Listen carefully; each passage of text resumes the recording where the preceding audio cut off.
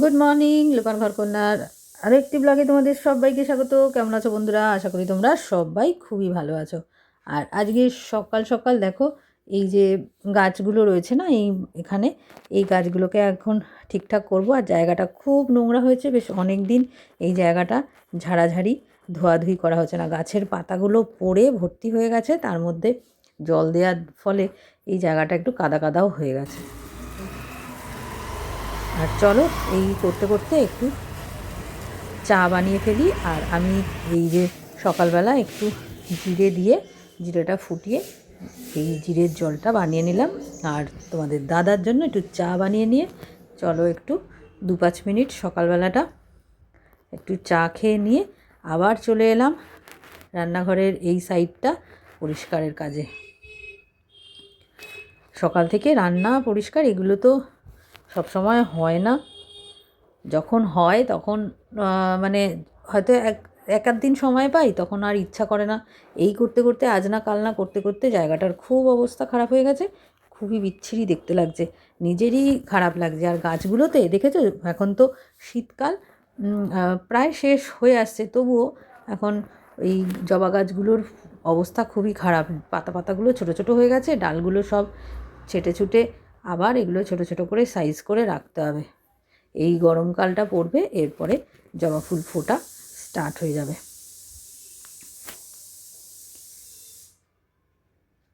আর এই করতে করতে এদিকে রান্নাও চাপিয়ে দিয়েছি। আজকে দেখো এই মাছের ঝোলটা আজকে কিন্তু এই শিম বিনস এগুলো দিয়েই করে নেব। আগের দিন যে চিংড়ি মাছটা করেছিলাম না, সেই একটুখানি সর্ষে বাটা বেঁচেছিল, তো ভাবলাম যে এই মাছের মধ্যে আজকে এই রুই মাছটা সর্ষে বাটা দিয়েই করে ফেলি। তা এবারে মশলাটা কষানো হয়ে গেছে, এবারে এই সর্ষে বাটাটাও দিয়ে আর ভালো করে কষিয়ে নিলাম। এবারে একটু ভালো করে কষিয়ে নেওয়ার ফলে এই দেখো যে সাইড দিয়ে যে যখন তেল বেরোতে শুরু করবে তখন কিন্তু আস্তে আস্তে জলটা দিতে হবে। যতক্ষণ না এই তেল বেরোবে কিন্তু মশলাটা ভালো করে কষানো হবে না। এবার মশলাটা বেশ অনেকক্ষণ ধরে কষিয়ে নিয়েছি, এরপরে কিন্তু ভালো করে জল দিয়ে ভালো ফুটিয়ে তার মধ্যে মাছগুলো ছেড়ে দিয়ে এরপরে রেডি হয়ে যাবে আমার এই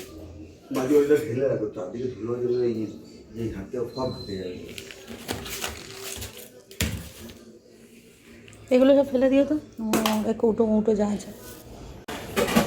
এই দেখো বেশ কিন্তু ভালোই পরিষ্কার হয়ে গেছে জায়গাটা।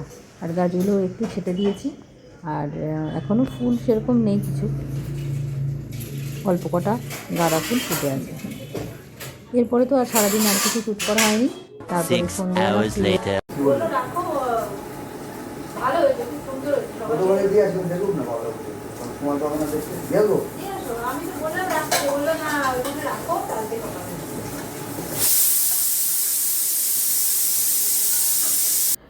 বেশ অনেকক্ষণ বাড়ি ফিরে এসেছি সন্ধেবেলা। সারাদিন যা করেছি সবটাই তোমরা দেখতে পেলে। আর এখন দেখো জলগুলো ফুরিয়ে গেছে।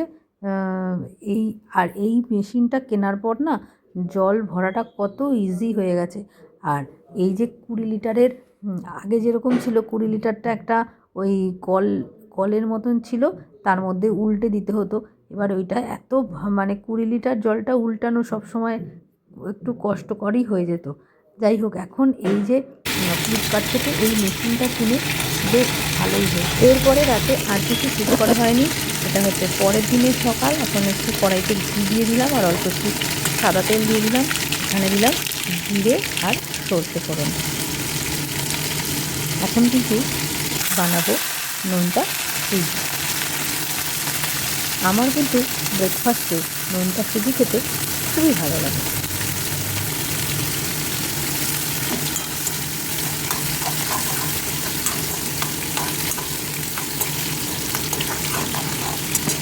গুড মর্নিং লোপার ঘরকন্যা নতুন আরও একটি ব্লগে তোমাদের সবাইকে স্বাগত।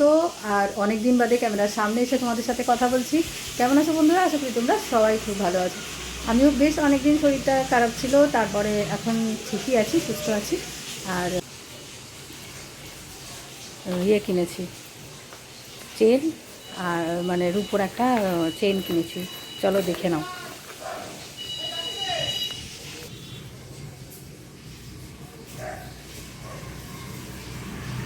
আমার রান্নাতে বেশিরভাগ দিনই তোমরা মাছের ঝোল, ডিমের ঝোল এগুলোই দেখতে পাবে। বেশি ঝামেলা রান্না আমার করার তো সময় হয় না। এই দেখো তোমাদের সাথে বকবক করতে গিয়ে এই যে ফুলকপিটা, আলুটা, এখনও আলু দিয়ে ফুলকপি দিয়েই মাছের ঝোল বানাবো। ফুলকপিটা একটুখানি লেগাই হোক।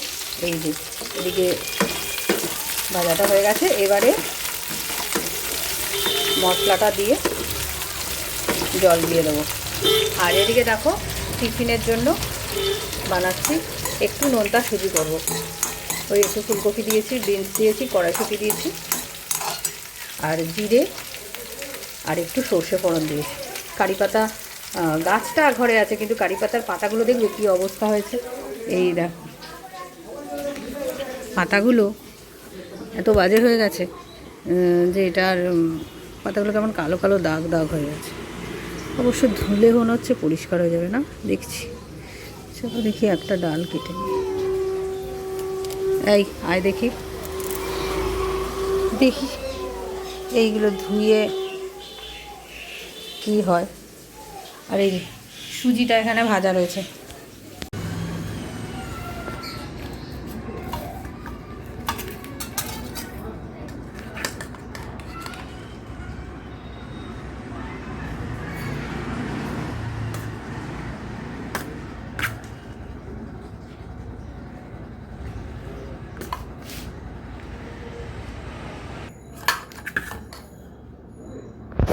সকাল থেকে ব্রেকফাস্টের পরে আর কিছু শ্যুট করা হয়নি। এখন সন্ধেবেলা, এ দেখো সাজাগোজা করে কমপ্লিট হয়ে গেছে, রেডি হয়ে গেছি। এই দেখো আমার লুক। খুব একটা মানে আজকের এই হালকা ফুলকা শাড়িটা পরেছি। আর এই এই যে আজকে বাচ্চাটা, এরই হচ্ছে মুখে ভাত, আমাদের একদম পাশের বাড়ি। তা চলো রিসেপশন বাড়িতে পৌঁছে গেছি।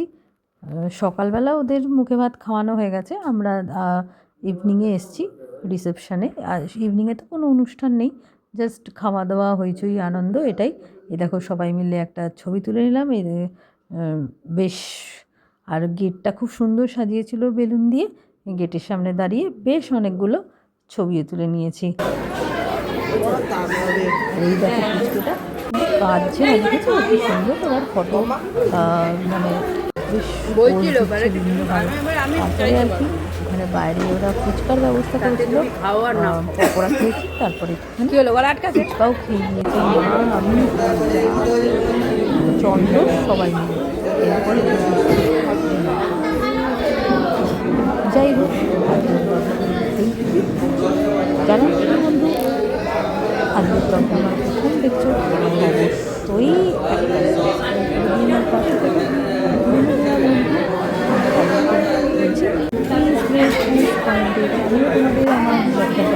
তাহলে চলো টাটা।